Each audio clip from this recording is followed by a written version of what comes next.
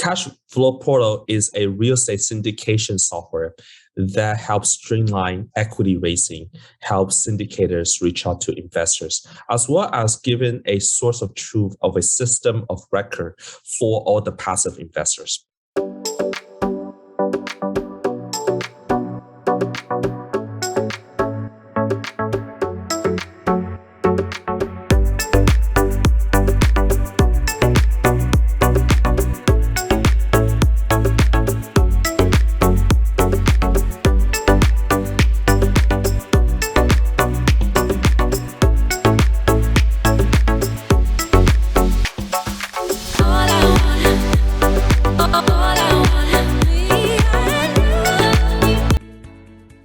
If you're watching this on YouTube, make sure you smash that like button and click subscribe. For those of you listening on a podcast platform, be sure to subscribe on whatever platform that is and leave us a rating if you can. The more likes, ratings, and subscriptions that we get, the more we can spread the message and grow our community. So we also have a free Facebook group. It's called the Average Joe Finances Network. Check us out, join the group, join the community, ask questions, and become a part of the team. All of our other social media accounts are listed in our flow page, and we have them in the video or podcast description below. Hey, how's it going, everybody? So today's guest is Perry Zang, and Perry is the founder and CEO of Cashflow Portal. It's a real estate syndication software. He currently lives in Seattle, where he owns six single-family properties. Perry started a real estate syndication 3 years ago. Today, he has more than 1,500 units and raised over $16 million as a lead syndicator on 2 deals totaling 580 units. His goal was to help other syndicators succeed and overcome common challenges like raising capital and finding deals even while having a full-time job. Speaking of full-time jobs, Perry just left his full-time job at Lyft as the engineering manager to go full-time with Cashflow Portal. Previous to that, he worked at Twitter and Amazon. So Perry, what an amazing background. I'm super excited to have you on the show. Thanks for joining me today. Thanks, Mike, for having me. I'm super excited to be here as well. Awesome. The way I'd like to start this off is the way I start every episode off. And I talked a little bit about your background, and that's all like wave top stuff. And you're doing like some amazing things. So I want to try to get into some more detail about that. So if you could share your story with us and go into some detail about how this all started for you. Yeah. I started investing in rental properties about 6 or 7 years ago when I bought my first condo in San Francisco. It's a condo with 3 bedrooms. I live in one of the bedrooms and I rent out the other 2. So I started with house hacking. It's very expensive to buy there. And I don't believe that was exactly an investment. I just got lucky and buying at the right time. Then I started reading Rich Dad, Poor Dad, and listening to the Bigger Pockets podcast. So I caught the bug of wanting to buy an actual investment property. And we looked around San Francisco and the Bay Area, and that's how I met my business partner, Edward Sittler. I moved back to Seattle to buy another house hacking property. It's a 5-bedroom. I live in one of the bedrooms and rent out the other 4. Purchase price is around $415,000. And the monthly rent for each of the rooms is about $700. So when you do the math, I was basically living there for at most $100 per month without counting for the appreciation as well as the tax benefits of that single family. So I thought that's not hard and I don't mind living with housemates. And so I bought one again every 9 to 12 months after that. After a certain point, I realized that the banks will not lend me any more money if I keep buying single families at these traditional banks. So I started looking into real estate syndication and multifamily. I spent about a year learning multifamily by joining a mentorship group. It does take a year. And if you asked me 5-6 years ago, what is real estate syndication? I probably wouldn't know either. It's a very young field and it's very exciting. There's funny a lot of upfront costs. That's fantastic. So you started off house hacking before you even knew what that was. And then you read Rich Dad, Poor Dad, the Purple Bible that most of us have read, and started listening to Bigger Pockets, which is absolutely one of my favorite podcasts as well. So going from there, you decided it was time to scale up and buy some more rental properties to make a profit here. So you moved back to Seattle, right, from San Francisco to house hack again. Now that first property, the way you were describing it, I wasn't sure. Was that cash flowing, or after all the rent came in, you were still paying about $100 a month? Good question. At that case, I was still paying about $100 a month. Okay. But I did not include the fact at the end of the year, it is my primary residence. And the portion that I was living in the house could be my primary residence. And the interest that I was paying in that portion is tax deductible. So if you do the math, right, I was not paying, right? And secondly, once I move out of that house, that room will rent. I live in the master room. That room will rent for $850. So I will be cash flowing about $700. So yes, right, I was paying $100, but I think that might be a lesson to some of the listeners that just because you're paying $100 doesn't mean it's a bad house hack. You don't have to make every single house hack such that you pay nothing. You're sitting here, you're living in Seattle, not a very cheap cost of living area. And you're living in a $450,000 home for $100 a month. That's a pretty good deal if you ask me. And then you started going out there every 9 months or so and doing it over and over again. So that first one, now it becomes a cash flowing asset because now you rent out that fifth room and you're collecting at least $700 a month. Fantastic. And then on top of that, let's not even get into the weeds here, but like the appreciation and everything else and the depreciation that you were able to claim, especially while filing your taxes, then also the interest and all that. I would say that paying $100 a month while you were living in that property was a pretty good deal. That was a very good deal. Yeah, absolutely.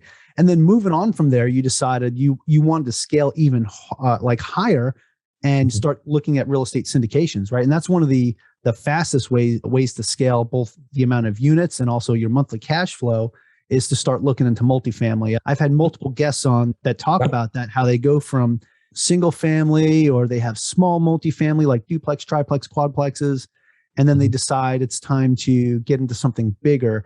And that's when they start looking at real estate syndications. Now, you said you actually sat here and researched this for a year before you finally pulled the trigger and got into your first syndication. So you said you did was it a coaching program or what was it that you did to educate yourself?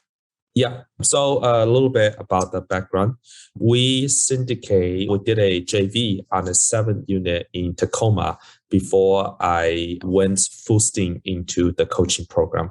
And the story there is that we bought the 7-unit. It's a $540K in Tacoma. We put in $150K in renovations. So it's about $700K total. And we sold it about 18 months later for $900K. About while that's going on, we tried to buy another multifamily in the Seattle area. And that one we got outbid. We did not win the deal. It's a $3.2 million deal for 20 units. It's very expensive in Seattle. We didn't win that deal. We would have won it if I pay, say, 3.25 by paying $50K more for that deal.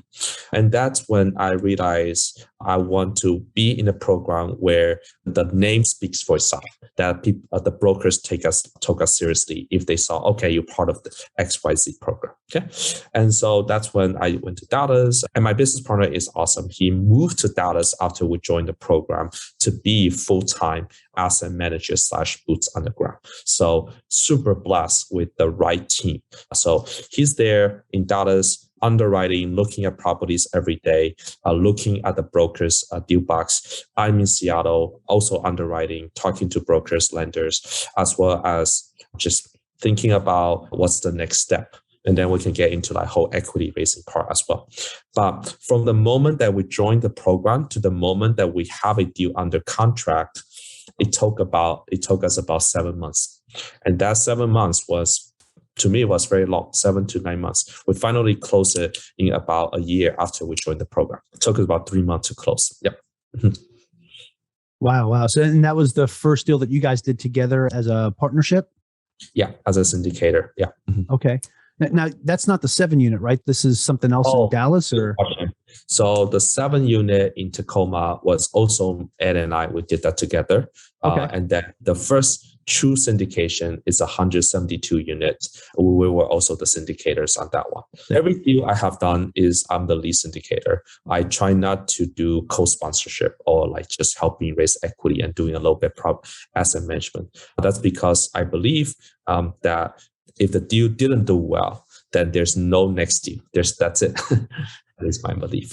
That's fantastic. So you take a lot of sense of ownership when you go into this. And so now that first one, that 7-unit, that was just basically a JV between you and your partner. The two of you came up with the money, took this down. And from there, you said you sold it for $900K 18 months later. That's a pretty good turn in just a year and a half. Well done. You got your money back and then some. Gave you a lot of equity to play with there to start looking at something else. What made you guys decide to look at in the Dallas and like DFW area? Yeah, good question. So one of the common questions that people ask when they got into syndication is, what area do I focus on? And my answer to that is, it depends on what you want. There are people who want a little bit of every market, and there are people like me who want everything of a market. What I mean by that is, we looked at Cincinnati, looked at Lexington, Kentucky, and looked at the Midwest and the Southeast, and it felt like Southeast is too far from Seattle. The Midwest is dominated by institutional investors or people who have been in the game for a long time. So things were sold privately off market. And then whereas Dallas is like the best in terms of transparency as well as the deal flow. Every day you see a deal come online. Whereas in Cincinnati, you could wait for a week before you see any deal that's like on the market. So that's a big part of it. And the fact that the coaching program is in Dallas helps that every vendor that we need is in Dallas. And so as Ed was there for some time, he started building up that relationship with every vendor, right? Is Dallas the best market? It is probably one of the most competitive market for multifamily. But is it the market that we have the most competitive advantage in terms of whom we know, what we know, as well as the neighborhoods? Yes. So my goal is to build up more than 1,000 units in Dallas so I can have leverage to either create my own property management company or leverage someone so that we can JV on a property management company. Because the most important part of multifamily is controlling for the quality of the assets. Yeah, fantastic. That's a great point. And you're a little more than halfway there. You've got a 580 units now. You're getting pretty close. So thank you for saying that. I'm happy to report that since the last time I filled out that form, we're actually at 800 units, 840 units. That's great. Okay. But we are selling the first property. So we're back down to 500 plus units. Okay. That's not a bad thing, though. That's not a bad thing. That one's coming full circle. Awesome. So now I have to ask you this, because a lot of people that listen to this show, they're full-time working professionals and they're on their journey to getting out of debt and they want to invest. And a lot of them are looking at real estate now as an option, right? Now, you did this while you were working full-time, right? So you were at Twitter and then Amazon and most recently at Lyft until not too long ago. How did you get yourself to a point where you were able to have the free time to put into this, especially going in as a lead syndicator? So like right now, for me personally, like being full-time, I just got to my first syndication recently, and it's as a limited partner because I don't feel like I have the time to try to put into that. So how did you piece this together while being a full-time employee? Yeah, great question. I don't really have a perfect answer, in my opinion. I think it's a combination of who you are as a person, your personality, your grit. I know when I was growing up, I don't really need to listen to like motivational speeches in a way, because I'm very internally driven. And so you could argue that could be innate. So I have that. And that might be the result of a lot of micro positive reinforcements when I was a kid. When I was growing up, I was usually the top of my class. So until I got into college, and then I realized I was not in high school, I already realized I was not one of the smartest people. So there's that. And then when I was doing well at Lyft, I think my mentors and my managers really thought that I was good. And that really helped me believe in something, or they believe in me before I believe in myself in a way. So that helped. So going back to your question, how do I allocate or divide my time? I don't really think of it like that. I felt like if you're passionate about real estate, you subconsciously, unconsciously think about it. You think about when you're driving.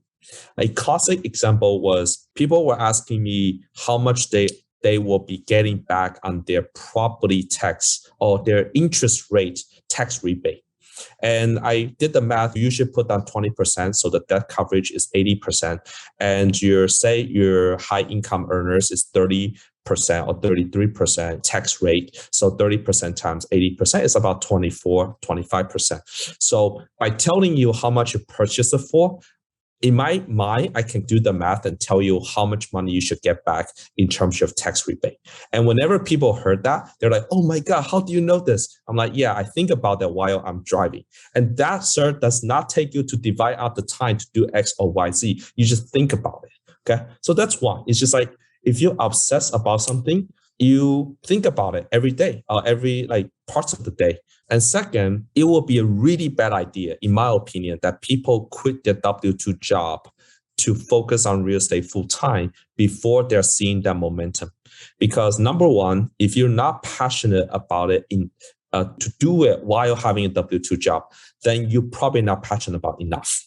And you are not going to find something fulfilling and rewarding by using it as an escape from something you don't like. That's my opinion. So there's that. So show that you're good at it, get at least one rental or a couple duplexes or whatnot, and then say, okay, I have proven that I can do this. And now if I do more of it, this is going to eventually replace my W-2 income. That's real estate. And kind of the same thing with my startup.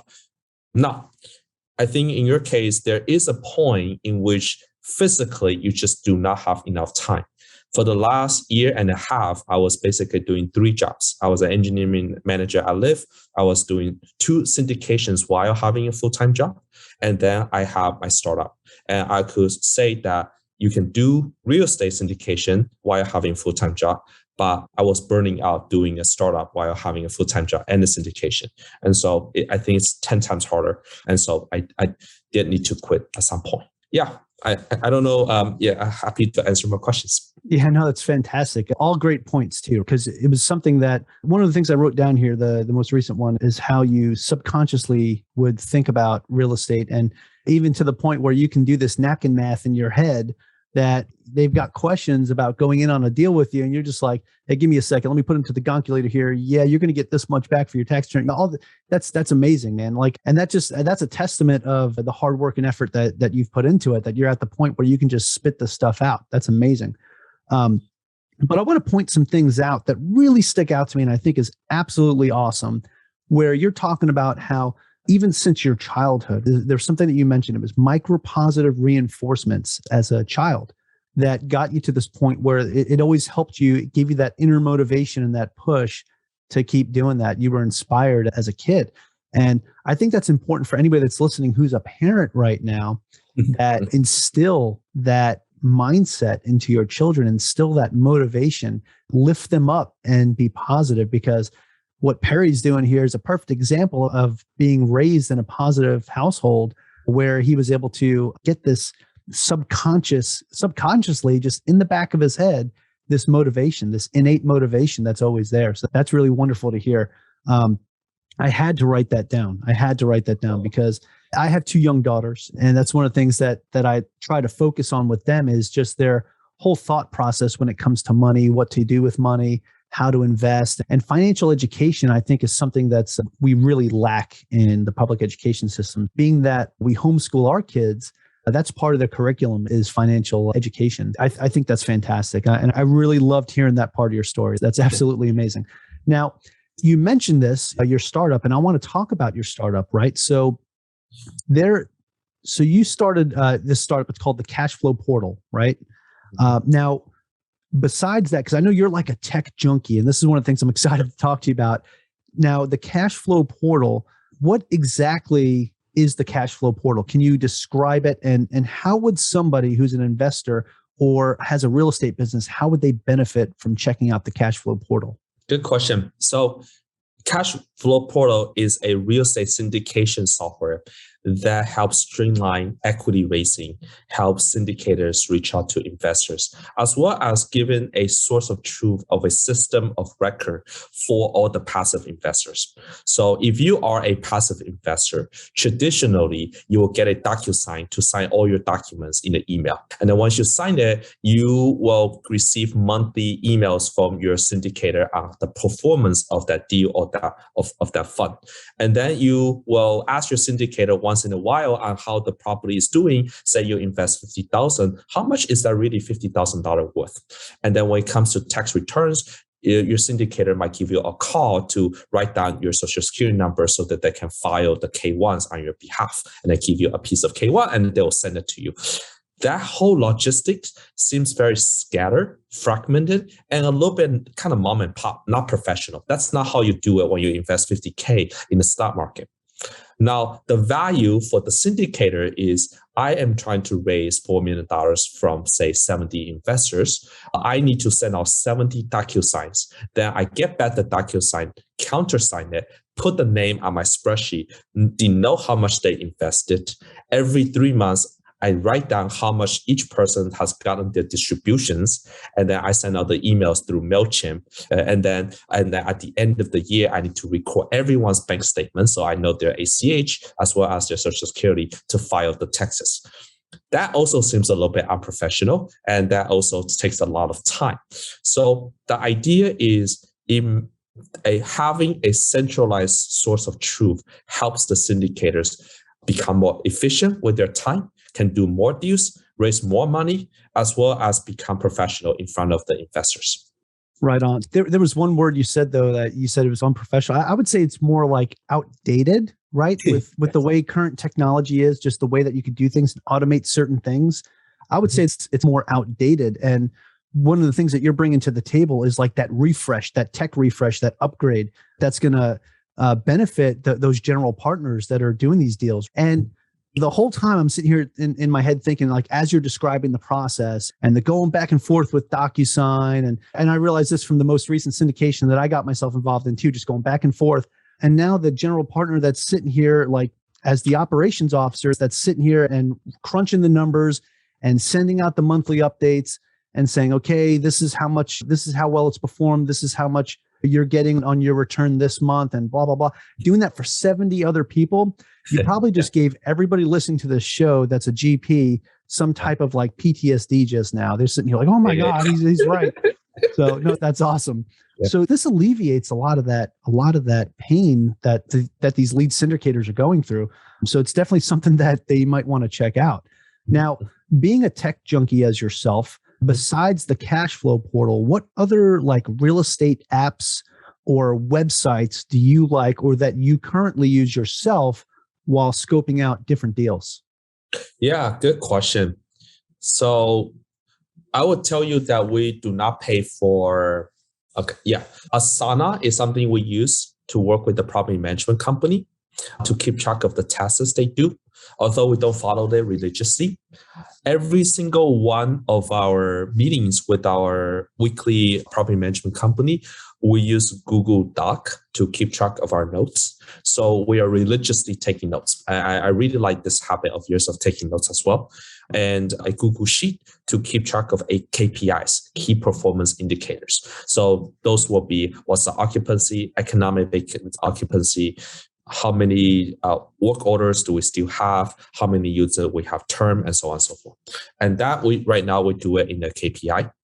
Then every deal, we use a spreadsheet to underwrite. There's a back of the napkin underwriting, and there's the full-blown underwriting. And so obviously, there have been many tools that come up to replace that spreadsheet with a software. There's a saying that if something is in a spreadsheet, there's probably a business for it. I agree with that statement, except that so far, I have seen a software that's as flexible as a spreadsheet. I use Cashflow portal myself every single day to keep track of which one of my investors has seen their K1s or their distributions, and be able to email them and send them a monthly newsletter while we're closing on this deal or not. And yeah, from a general purpose perspective, okay, so going back to the underwriting, people can use, if people want to know what is the market rent, there are many ways of doing it. One is to go out and do competitor surveys yourself. Second, you do the hard work of going on Craigslist, type in the zip code, put a 1 mile radius, put the view into map instead of list, so you can locate the location of your property, and then look at what everyone else around the area is charging. That's work. There's nothing to automate it. You just have to open up Craigslist and look at it. If you're doing Airbnb, I will go on Airbnb and look up how much a one night will charge for this neighborhood.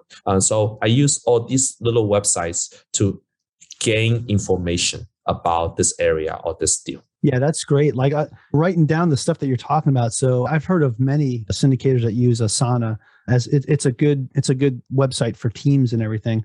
But Google Notes or Google Docs for notes, that's awesome, as well as Google Sheets for tracking your KPIs. Absolutely awesome. It's kind of like back to the basics, but the basics that are so good and you can continue using it no matter what. And then even going as far as to go to Craigslist, and yeah, you got to do a little bit of the work yourself, but you're getting probably a little bit more of a accurate data picture versus using something else like another website that will go out and automate it for you. You're going to get something like a more accurate picture. So you can actually be a little more conservative with how you're coming up with your deals, like under promise but over deliver type deal, instead of like saying, hey, this is what we're going to get, and then you get exactly just that. Where you can come in and be like, hey, based off the surveys, we're going to say that we can get around here. And then when you come in and do something better, now you over delivered and makes your investors happier to move on with you to the next deal, like you said, right? Because your mindset is if the deal doesn't go well, there is no next deal. So that's right. I think that carries into the work that you put into it. I'm pretty sure you just proved that by stating how you go about and do your things, right? Even with either it's a competitor survey or even just like niching down on Craigslist down to that particular area and just targeting the area.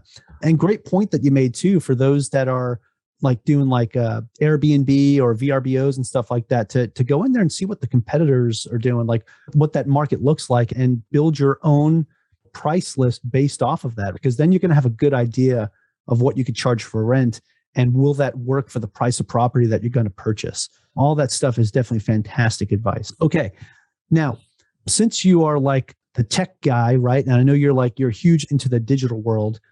What do you think the digital future for real estate is? Yeah, good question. One thing is people are really excited about syndication, but what people don't realize is it's a very green field.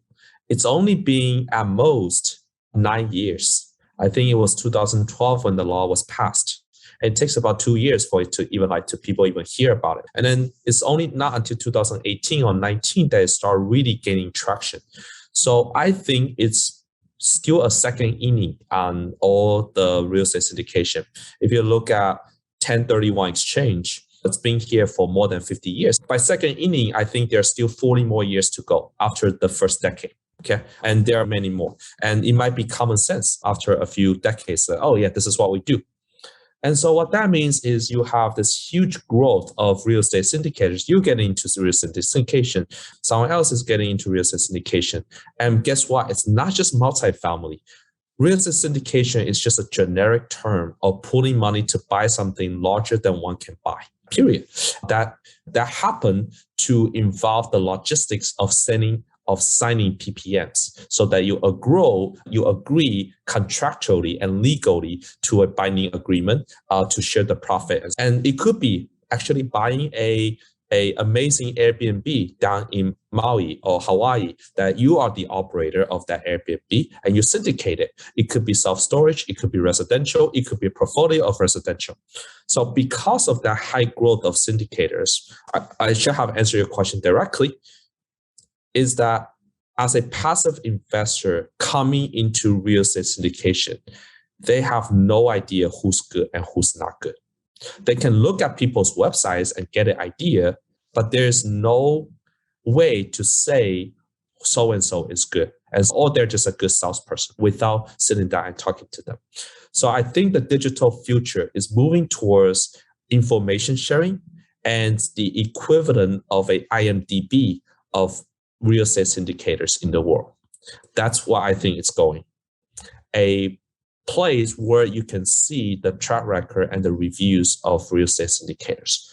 Now, that may not be a reality, but I do believe that's better for the world to have it than not have it.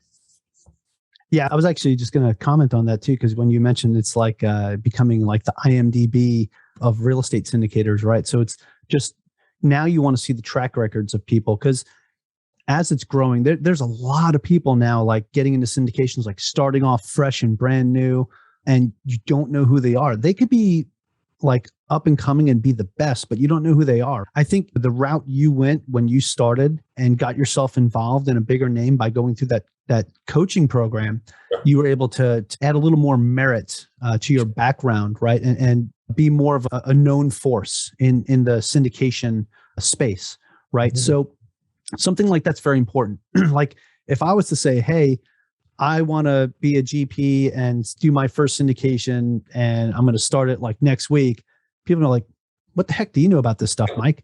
But the thing is, the background that you get as you're doing these. So by myself right now, going in as a limited partner, I'm going to be going into multiple deals and getting this experience and learning from like successful GPs. Maybe in the future, who knows? Maybe I get into some type of coaching program similar to what you did. And then if I decide in the future to start my own syndication as a general partner, that is something that I've got a good background and a good resume to support me starting up. It's important to, especially for somebody who's going in as a limited partner, I can tell you from experience as a limited partner, that you really want to vet the team that you're going in with. You want to know that you're not putting your money into something that's going to fail. Yep. And a lot of times, if the numbers work, syndications, it's pretty hard for them to fail. They're pretty resistant to outside influences, but there is things that can affect them, right? Especially if there's like a lack of experience for the operators that are going in there and finding these deals. So that's super important that you know that the team that you're working with has the right knowledge, has the right skill set, and will be a good steward of your money, because ultimately that's what they are. They're stewards of your money. So yeah, very great point. And so I want to talk a little bit more about you personally, right? So now I know you were working in, I guess, like the tech space, right? When you worked for Twitter and Amazon and Lyft. Now going full-time into real estate as a syndicator, sure. I wanted to know, because what we talk about on this podcast is personal finances all around, not just real estate. So is there any other asset classes that you personally yourself invest in besides real estate? Yeah, people ask me about my allocation of my wealth. It is probably 70% in real estate and then 30% everything else. Losing my job definitely takes a big hit into my income. It is called a golden handcuff for people who are in tech. It's a golden handcuff. My time going forward is actually gonna be 90% in my startup, where I will be growing it, and it's a scalable. There's definitely product market fit. It's growing 80 to 100% week over week at this point, and so it's actually really fun and really really busy. That's exciting. That's really exciting. Hyper growth, that kind of feeling startup is definitely the most fun thing I have ever done. It's also the hardest thing I have done. I took it from someone that if I'm not willing to grind my startup, which is a very high risk business, while having a W-2 job for at least a few months, then I'm probably not passionate about the idea of the startup at all. I grinded for a year and a half at this point. So I think I pay my dues. So it's time to go all in. In terms of my asset classes, going forward, my income, I wouldn't have that much income because the startup, be putting all the profit back into the startup, and it's going to be a venture-backed or angel-backed startup in just a few months. Then I continue to do one syndication every 9 months to a year. So I don't think I will be a full-time syndicator ever, just because I don't believe that I want to be a full-time asset manager in a way. I think I'm not a bad syndicator, but I also know that there are way better syndicators out there than I am, just from a mindset and just from a passion perspective. My passion lies in technology and building an ecosystem and a marketplace so that the best syndicators don't have to look for equity ever again. If they're the best syndicators, by definition, the money should go to them. And if they're not the greatest syndicators or the good syndicators, it's capability, passion, and integrity. Those three things define how a deal is going to work. And if they have all of those, they shouldn't worry about money. And if they don't have them, then maybe they should be known. Yeah, Perry, that's all great points. And one of the things I wrote down here, because this kind of stands out to me, is how you're talking about you enjoy the syndications, right? But you're not entirely sure that this is what you want to keep doing because you don't want to be an asset manager for the rest of your life. But at the same time, the way I'm looking at it from that statement is pretty much like it's a means to an end for you to push your startup even further. So you got this experience, you've learned and what those pain points are for those that are in the syndications. And you're providing a solution to a problem. And that's what every good business does. There's a problem, somebody comes in with a solution, and that becomes the business, which is exactly what you're doing right now. So that's fantastic. So you take the headaches that all these main syndicators and general partners are having, and you alleviate that, and this becomes your bread and butter moving into the future. And this hyper growth that you're experiencing is absolutely amazing. And I think it also goes into the to the point of what you were talking about before, is how there's more and more people now coming in and doing syndication deals. So the need now is growing to have some type of system in place that can help some of these folks out. I know I have a lot of people that listen to my podcast that are general partners. So if you listen to this, you probably definitely want to check out what Perry's working on here. It sounds pretty amazing. I got to ask you though, for now with your experience over the past, however, when did you start? When did you start your first syndication? Honestly, on about a syndication, it's only 3 years ago. First property only 2015, so 6 or 7 years ago. Wow. So what a great experience in the last 5 to 6 years that you've had, and explosive growth. So for somebody that is a full-time working professional and they're ready to get started, we already know they need that motivation. We talked about that. But do you have any other last tips or tricks that you think would benefit somebody who says, okay, today's the day, I've made the decision, I want to go invest in real estate, whether it's single family or they want to go straight into multifamily? What would you say to somebody like that today? I would say if you have a W-2 job, focus on getting your primary residence that you can house hack. If you have a family and you don't want to house hack, still buy your primary residence, perhaps a duplex that you rent out the other part. If you cannot do that still, then buy your first rental property. It could be a single family, and that's totally fine. Okay. I believe that they should at least be a landlord or try to be a landlord to see how bad it is, and then decide if they want to invest in syndication, because it allows you to appreciate the syndication path. Okay, to appreciate being a passive investor and do nothing about it. I gave this talk as well at Lyft, and 200 plus people show up to my brown bag. And one of the questions is, if you're a W-2 employee and you wonder if this is the right time to buy real estate, that may not be the question to ask. Almost every time is a good time to buy real estate. Focus on the craft, but not where in the market cycle we are. If you're one of the best investors and you're doing things 80 cents on the dollar because you have relationships with general contractors and so on, even if there is a downturn, you're going to be fine because you did everything conservatively.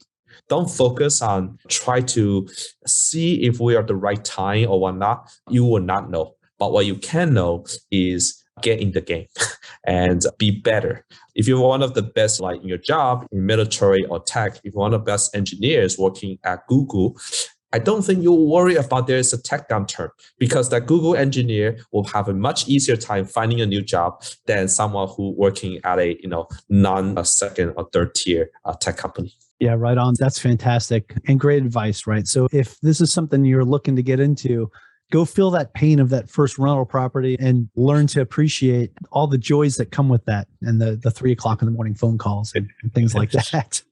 Okay. Hey, fantastic, Perry. I love that. That's awesome. Now, this is the important question, the most important question that we ask on this podcast, because people that are listening to this right now, they're like, hey man, this guy's doing some great stuff. I really like, what Perry's doing, and I want to learn more about him and maybe even check out his startup that he's doing right now. So if you could, can you share your website with us or any social medias that you're comfortable sharing with our listeners today? Yeah, just go to cashflowportal.com. and you can click on the About page against cashflowportal.com.